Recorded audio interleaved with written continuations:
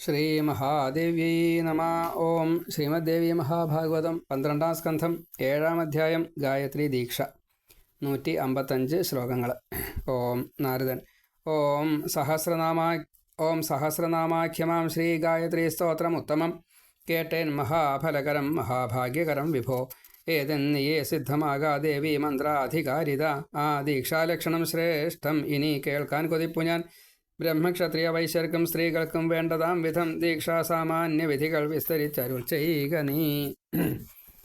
ശ്രീനാരായണൻ. ദേവാഗ്നി ഗുരു പൂജാദിക്ക് അധികാരികളാകുവാൻ ഭാവിതാത്മാക്കളാം ശിഷ്യർ ചെയ്യേണ്ടും ക്രമമോതുവൻ. ജ്ഞാനദാനം ചെയ്ത് പാപം ക്ഷയിപ്പിപ്പതിനാൽ മുനേ ദീക്ഷയെന്നിതിനെ ചൊൽവു വേദതന്ത്ര വിശാരദർ. ശ്രീ മഹാദേവി നമ. അവശ്യമിത് അനുഷ്ഠിക്കിൽ അനന്തം താനിതിൻ ഫലം. ഗുരുവും ശിഷ്യനും ഇതിന് ഒരുപോൽ ശുദ്ധരാവണം. സ്നാനസന്ധ്യാദിയാം പ്രാതകർമ്മം സർവം യഥാവിധി ചെയ്ത ശേഷം മൗനിയായി തൻ കയ്യിൽ കിണ്ടിയുമായി ഗുരു നദീതടത്തിങ്കൽ നിന്നും പോന്നുടൻ യജ്ഞമണ്ഡപം പ്രവേശിച്ച് അവിടെ ശ്രേഷ്ഠാസനത്തിങ്കലിരിക്കണം. ആചമിച്ചാശു ചെയ്യണം പ്രാണായാമം. അതിൽ പരം 7 വട്ടം ശസ്ത്രമന്ത്രമോദി തീർത്ഥമൊരുക്കണം. മണ്ഡപദ്വാരത്തിലെല്ലാം അസ്ത്രമന്ത്രത്തോടജ്വലം പ്രോക്ഷിച്ചാരംഭിക്ക പൂജാകർമ്മം. പിന്നീടു സാദരം ദ്വാരത്തിനൂർധ്വപലകത്തിങ്കൽ വിഘ്നേശനെ തഥാ അർച്ചിക്ക. നാമങ്ങൾ ചൊല്ലി ലക്ഷ്മി വാഗ്ദേവിമാരെയും. ദ്വാരത്തിൻ വലഭാഗത്തായി ഗംഗാ വിഘ്നേശനെ തഥാ ഇടത്താദ്യം ക്ഷേത്രപാലൻ പിന്നെ കാളിന്തിയെയുമേ.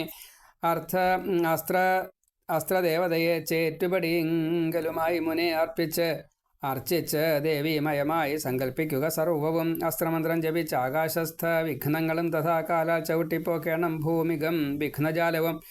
ഇടം കട്ടില തൊട്ടുള്ളിൽ വലങ്കാൽ വെച്ചു ചെന്നുടൻ സ്ഥാപിക്ക കലശം. പിന്നെ സാമാന്യ അർഘ്യമൊരുക്കുക. അർഘ്യം തെളിച്ച് നിരർദികോണിലായി വാസ്തുനാഥനെ പത്മയോനിയെ അർച്ചിക്ക ഗന്ധപുഷ്പാക്ഷതാദിയാൽ. അർഘ്യത്താലും പഞ്ചഗവ്യത്താലും പിന്നെ ദ്വിജോത്തമൻ തോരണസ്തംഭപര്യന്തം മണ്ഡപത്തിൽ തളിക്കണം. മൂലമന്ത്രം ഭക്തിപൂർവം ജപിച്ചുൾക്കാമ്പിലൊക്കെയും ദേവീമയം സങ്കല്പിച്ച് വേണം അർഘ്യം തളിക്കുവാൻ. താടിക്ക ശരമന്ത്രത്താൽ പിന്നെ മണ്ഡപഭൂമിയെ മന്ത്രം കൊണ്ട് പിന്നീട് ചെയ്യണം പ്രോക്ഷണം മുനെ.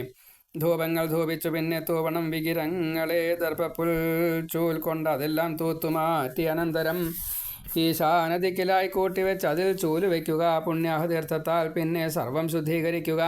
സ്വന്തം ഗുരുവെ വന്ദിച്ചു ദേയമന്ത്രാധിദേവിയെ ധ്യാനിച്ചുടൻ പ്രാങ്മുഖനായി ആസനത്തിലിരിക്കണം. മുൻ ചൊന്നപ്പോൾ ഭൂതശുദ്ധി വരുത്തി പിന്നെ നാരദ നൽകാൻ പോകുന്ന മന്ത്രത്തിന് ഋഷിന്യാസങ്ങൾ ചെയ്യണം. മൂർധാവിൽ ഋഷി, വക്രത്തിൽ ഛന്ദസ്സും ഹൃദയത്തിലായി തദ്ദേവതയെ, ഗുഹ്യത്തിൽ ബീജം പാദങ്ങളിൽ തഥാ ശക്തിയെയും വിന്യസിച്ച് താളത്രയരവത്തോടും ദിഗ്ബന്ധം ചെയ്യണം. പിന്നെ 3 മന്ത്രങ്ങളാൽ ഗുരു പ്രാണായാമം ചെയ്ത് മൂലമന്ത്രം പിന്നെ സ്മരിച്ചുടൻ മാതൃകാന്യാസവും ചെയ്തു കൊള്ളണം. വഴി പോലവേ ശിരസിൽ ഓം അം നമഃ എന്നോതി താൻ വിന്യസിക്കണം. സർവാംഗങ്ങളിലും പിന്നെ ആ ക്രമത്തിൽ ന്യസിക്കണം. ഷഡംഗന്യാസവും ചെയ്യുക മൂലമന്ത്രത്തിനാൽ. തഥാ അങ്കുഷ്ടാദ്യ അങ്കുലികളിൽ ഹൃദയാദിയിലും ക്രമാൽ നമ സ്വാഹ വഷഡ് ഹും വൗഷഡ് ഭട്ട് എന്നീ പദങ്ങളാൽ ഓങ്കാരപൂർവം ചെയ്യണം ഷഡംഗന്യാസമന്ത്രൻ. കൽപ്പങ്ങളിൽ ചൊന്നവണ്ണം മൂലമന്ത്ര അക്ഷരങ്ങളാൽ സ്ഥാനന്യാസം ചെയ്വതത്രേ വർണ്ണന്യാസാദിതൻ ക്രമം സങ്കൽപ്പിക്കുക. തന്മയി താൻ ദേവിക്ക് ആസനമായി. തഥാ ദക്ഷാംസത്തിൽ ധർമ്മം, ഇടം ചുമലിൽ ജ്ഞാനവും തഥാ വലന്തുടയിൽ വൈരാഗ്യം, ഐശ്വര്യത്തെ ഇടത്തതിൽ, മുഖത്ത് അധർമ്മം, അജ്ഞാനം ഇടം പള്ളയിലും തഥാ അവൈരാഗ്യം നാഭിദേശത്ത്, അനൈശ്വര്യത്തെ അവ്വിധം ദക്ഷപാർശ്വത്തിലും വിന്യസിക്കണം മന്ത്രപൂർവകം. പീഠത്തിൻ 4 കാലത്രേ ധർമാദികൾ അതേപടി അധർമാദികൾ 4 അതിൻ പലകയും സ്മൃതം. ഹൃന്മധ്യ ധൂളി തൽപ്പത്തിൽ അനന്തനെ അതിൻ്റെ മേൽ പ്രപഞ്ചപത്മം ഭാവിക്ക. സൂര്യേന്ദു അഗ്നികളെ തഥാ കലായുധം ന്യസിക്കണം. അതിൻ സംക്ഷേപമോതിടാം 12 കല. സൂര്യന് ചന്ദ്രനോ 16 കല. അഗ്നിക്ക് 10 ഈ വണ്ണം ന്യസിക്കണം. അതിൻ്റെ മേൽ അവയ്ക്ക് മീതയായി മുഗുണങ്ങളെയും അവയ്ക്കുമേൽ ആത്മാവും അന്തരാത്മാവും പരമാത്മാവും അവ്വിധം ജ്ഞാനാത്മാവും വിന്യസിക്കപ്പെട്ടാൽ പീഠം സുസജ്ജമായി.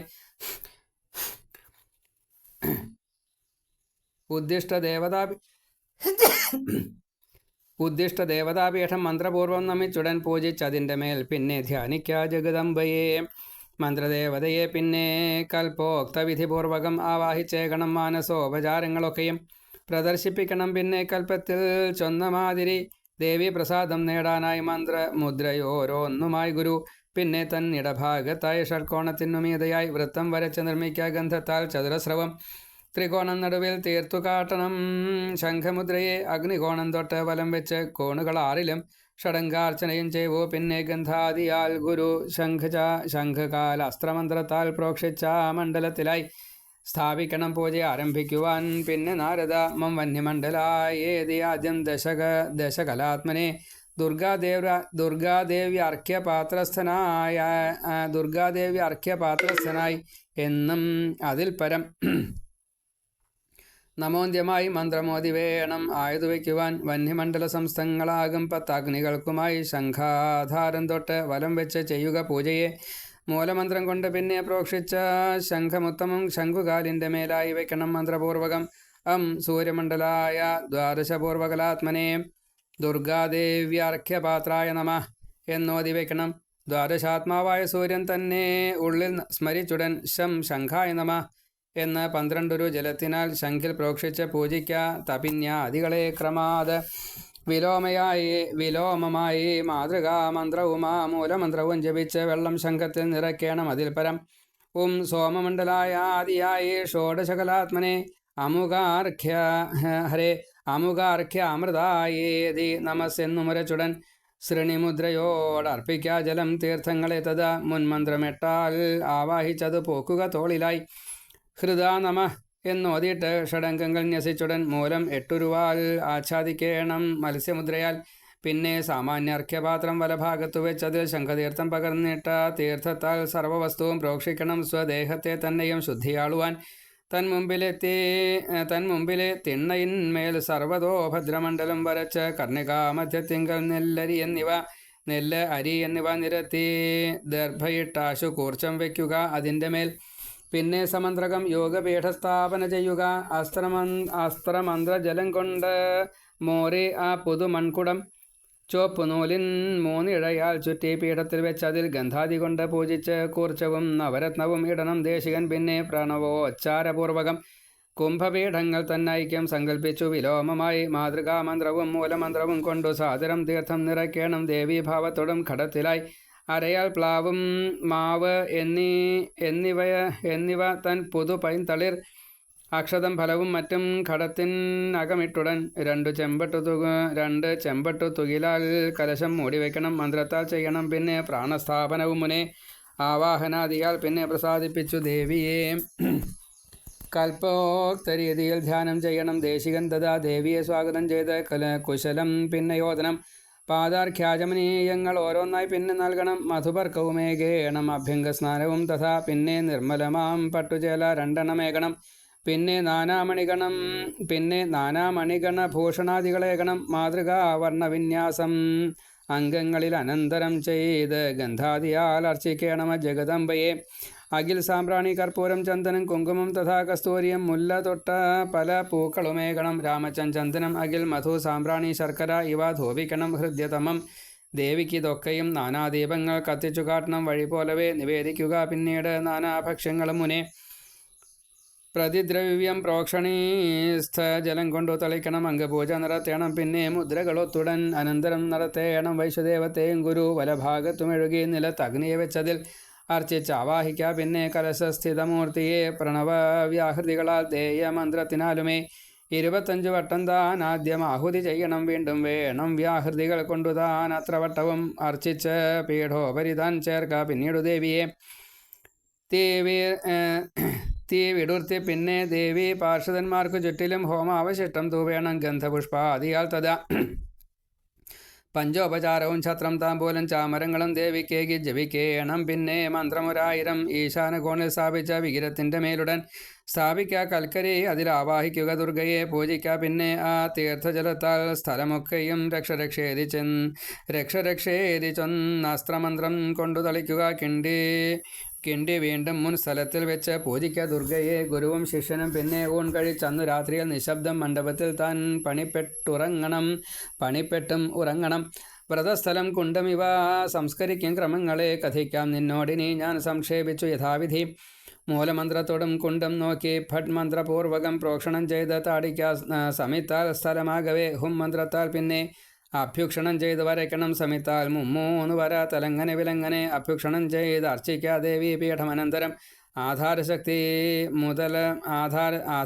മുതൽ ആ പീഠാന്തം പൂജ ചെയ്തുടൻ പീഠത്തിൽ ആവാഹിക്കണം ശിവശക്തികളെ. ഗുരുഭക്തിപൂർവം പിന്നെ ഗന്ധാദ്യുപചാരങ്ങൾ നൽകണം. ഋതുസ്നാനാനന്തരം തൽ പ്രാണനാഥനുമായി ശിവ കാമാർത്തയായി രമിക്കുന്നതായി ധ്യാനിക്കതെല്ലിട പാത്രത്തിൽ തീ കൊണ്ടുവന്നു രാക്ഷസാംശം കളഞ്ഞുടൻ സ്ഥാപിക്കാം മുൻവശം. പിന്നെ ബീജം കൊണ്ടു വന്ഹിയെ സംസ്കരിക്കുക പൂർവോക്ത വീക്ഷണാദികളാൽ. തഥാ പ്രണവം കൊണ്ടു ചൈതന്യം അതിൽ ചേർക്കുക. അനന്തരം 7 വട്ടം ധേനുമുദ്ര കാണിച്ച് അസ്ത്രത്തിനാൽ അതിൽ രക്ഷം കൽപ്പിച്ച് ഹും മന്ത്രം കൊണ്ട് നൽകുക ഭദ്രത. അർച്ചിച്ചു പിന്നെയാ വന്യകുണ്ടത്തിൽ മീതെ മൂവുരു മുട്ടുകുത്തി വലം വയ്ക്കണം. മുട്ടുകുത്തി വലം ചുറ്റിക്കണം സ പ്രണവം ദ്വിജൻ. ശിവബീജം കയ്യിലെത്തി ദേവിതൻ യോനികുണ്ടവും എന്ന് അഗ്നി നിക്ഷേപിച്ച് ആചമിപ്പിക്കുക ഇരുപേരെയും. ചിത് പിങ്കളാദ്യം സർവജ്ഞാജ്ഞാപയ സ്വാഹ അന്ത്യമായി ചൊൽവതത്രേ വന്യദീവനത്തിൻ മന്ത്രം മുനീശ്വര. നിറന്നു തങ്കത്തിൻ വർണ്ണത്തോടെ കത്തും ഹുദാശരൻ വിശ്വതോമുഖനാം ജാതവേദസാം അഗ്നിയെ തൊഴാം. മിത്തും ഭക്തിയോടി മന്ത്രം കൊണ്ട് വന്യയെ വാഴ്ത്തണം ന്യസിക്കണം. വന്യമന്ത്രം ഷഡംഗങ്ങളിലും ഗുരു സഹസ്രാർച്ചിൽ പിന്നെ സ്വസ്തി പൂർണ്ണൻ അതിൽ പരം. ഉത്തിഷ്ഠ പുരുഷൻ ധൂമവ്യാപിയം സപ്തജിഹ്വനും ധനുർധരൻ ജാതിയുക്തം ഷഡംഗന്യാസമീവിധം വരാഭയ സ്വസ്തി ശക്തിധരനായി പത്മപീഠനായി വന്യയെ ധ്യാനിക്ക പരൻ ഹേമവർണ്ണൻ ത്രിനേത്രനെ. കുണ്ടും ചൂഴും മേഖലയിൽ പിന്നെ തീർത്ഥം തളിക്കണം. പരിസ്തരിച്ചു പരിധി വയ്ക്കണം. പിന്നെ ദർഭയാൽ ത്രികോണ ഷട്കോണവൃത്തം സാഷ്ടപത്രം സഭൂപുരം യന്ത്രം സങ്കല്പിക്ക. മുമ്പേ താനല്ല അഞ്ഞാൽ വരയ്ക്കുക. അതിൻ മധ്യത്തിൽ ഈ മന്ത്രം കൊണ്ട് പൂജിക്ക വന്യയെ. വൈശ്വാനരാദിയായി ജാതവേദസ്സെന്നായുമാവഹ ലോഹിതാക്ഷേതി. പിന്നീടും സർവകർമാണി സാധയാ സ്വാഹാന്തമായും മന്ത്രത്താൽ പൂജിച്ചിടുക വന്യയെ. ഹിരണ്യാഗഗനാരക്ത കൃഷ്ണാസു പ്രഭകൾ തഥാ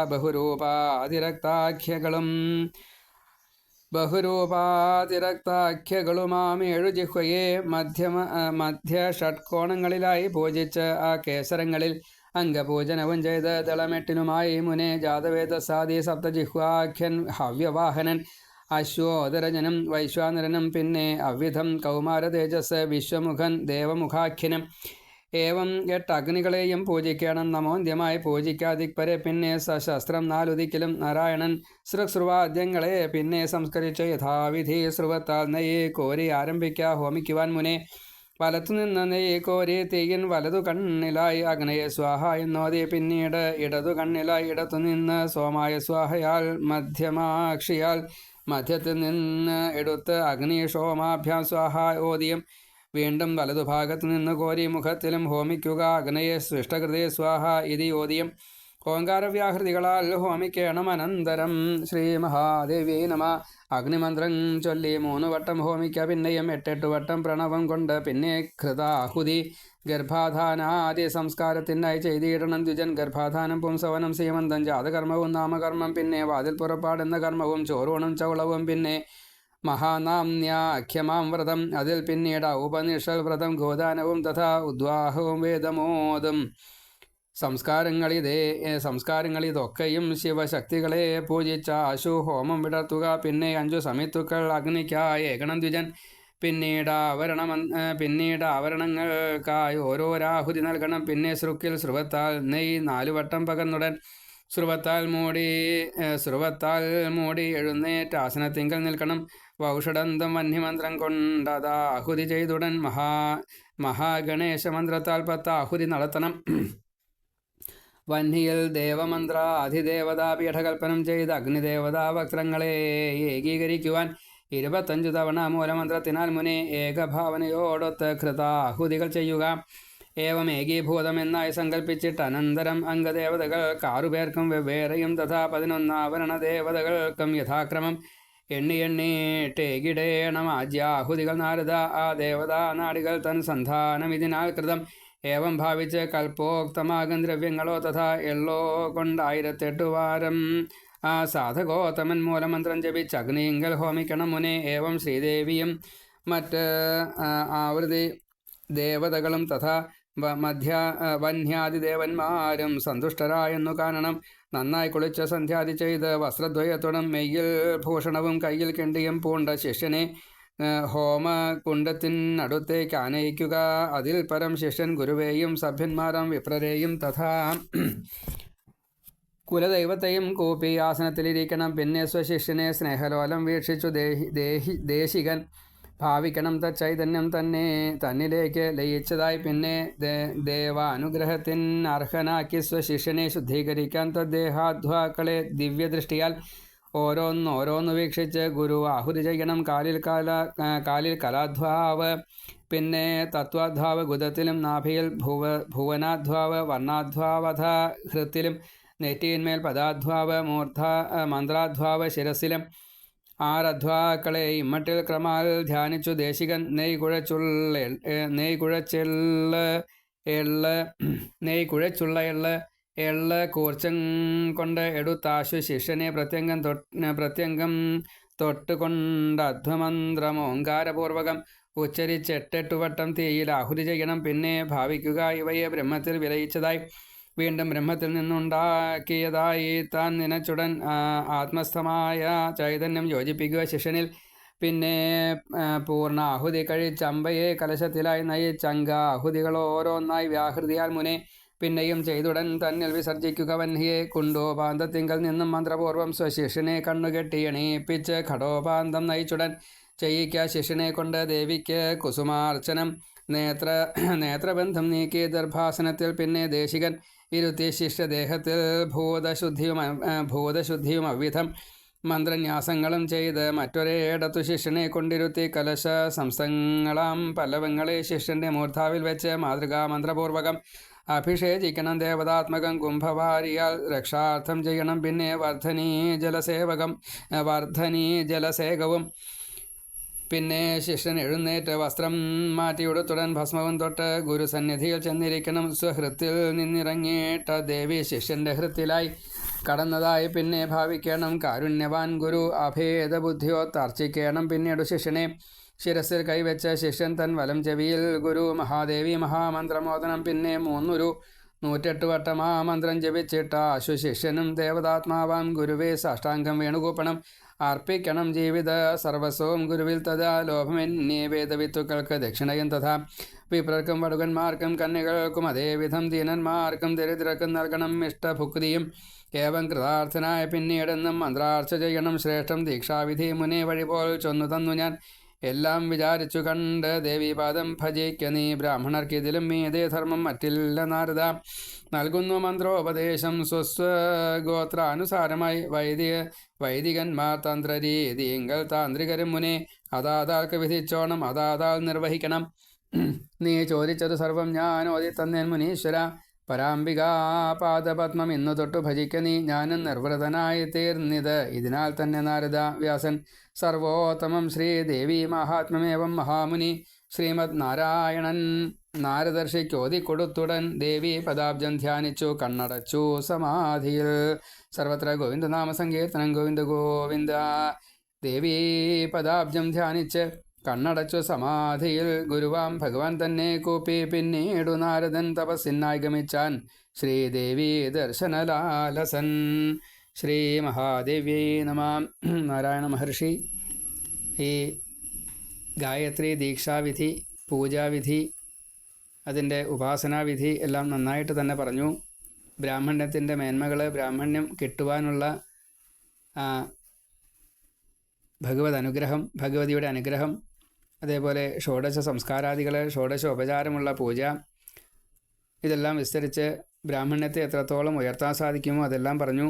അതിനുശേഷം നാരായണ മഹർഷി ബദര്യാശ്രമത്തിലിരുന്ന് ഭഗവതിയെ തന്നെ ധ്യാനിച്ചു. തൻ്റെ ആ ധ്യാനഭാവം കണ്ടതോട് കൂടിയിട്ട് തൻ്റെ ഗുരുവായിട്ടുള്ള ആ നാരായണ മഹർഷിയെ പ്രദക്ഷിണം വെച്ച് നമസ്കരിച്ച് അനുവാദവും വാങ്ങിയിട്ട് നാരദ മഹർഷി ശമ്യാപ്രാസത്തിലേക്ക് പോയി. ഇങ്ങനെ ഗായത്രി ദീക്ഷാവിധിയെ നന്നായി തന്നെ പറഞ്ഞ് വേദവ്യാസൻ അവിടെ ആ അധ്യായത്തെ അവസാനിപ്പിക്കുകയാണ്. 8ാമത്തെ സ്കന്ധം മുതൽ ഈ 12ാമത്തെ സ്കന്ധത്തിലെ 7ാമത്തെ അധ്യായം വരെ ഗായത്രി കൂടി 16 അധ്യായങ്ങളെ കൊണ്ട് പറഞ്ഞ് നാരായണ മഹർഷിയെ കൊണ്ട് പറഞ്ഞ വേദവ്യാസൻ ഇത് ശ്രോതാവായിട്ട് ശ്രീനാരദനെ തന്നെ കേൾപ്പിച്ച് ആ ശ്രീനാരദൻ പറഞ്ഞതായിട്ടുള്ള കാര്യങ്ങളാണ് കേട്ടോ ഞാൻ ഇതുവരെയൊക്കെ പറഞ്ഞത് എന്ന് വേദവ്യാസൻ ഈ ദേവീഭാഗവതത്തെ ഇനി 2 അധ്യായങ്ങളും കൂടി പറഞ്ഞതിന് ശേഷം മണിദ്വീപത്തെ വിസ്തരിച്ച് 3 അധ്യായങ്ങളെ കൊണ്ട് പറഞ്ഞ് ജനമേജയനെ സന്തോഷിപ്പിച്ച് അതേപോലെ ജനമേജയൻ്റെ അച്ഛനായിട്ടുള്ള പരീക്ഷിത് രാജാവിന് മുക്തി കൊടുത്തത് കാണിച്ചു കൊടുത്ത് ഇനി നന്നായിട്ട് തന്നെ ദേവി ക്ഷേത്രം നിർമ്മിച്ച് എല്ലാ ദിവസവും പൂജിച്ച് ഭക്തന്മാരെ കൊണ്ട് എല്ലാവരെ കൊണ്ടും പൂജിപ്പിച്ചാൽ പ്രജകളെ കൊണ്ടൊക്കെ പൂജിപ്പിക്കണം എന്നും നിർദ്ദേശം കൊടുത്തുകൊണ്ടാണ് വ്യാസൻ അവിടെ നിന്നും പോയത്. ഇങ്ങനെയുള്ള കഥകളെ മുഴുവൻ സൂതൻ ശൗനകാദി മഹർഷിമാർക്ക് 14ാമത്തെ അധ്യായത്തിൽ പറഞ്ഞു കൊടുക്കുന്നത് നമുക്ക് കാണാൻ സാധിക്കുന്നു. യാതൊരു ഭഗവതിയാണോ ഈ പ്രകാരത്തിൽ നമ്മെ അനുഗ്രഹിക്കുന്നത്, ഭഗവതി എല്ലാവർക്കും എപ്പോഴും എന്നും നല്ലത് വരുത്തട്ടെ എന്ന് മാത്രം പ്രാർത്ഥിക്കുന്നു. വാക്കുകൾ ഭഗവതിയുടെ തൃക്കാർക്കാൽ സമർപ്പിക്കുന്നു. ഓം നമോ നാരായണായ, ഓം ദുർഗായ നമഃ, ഓം നമഃ ശിവായ. ശ്രീ മഹാ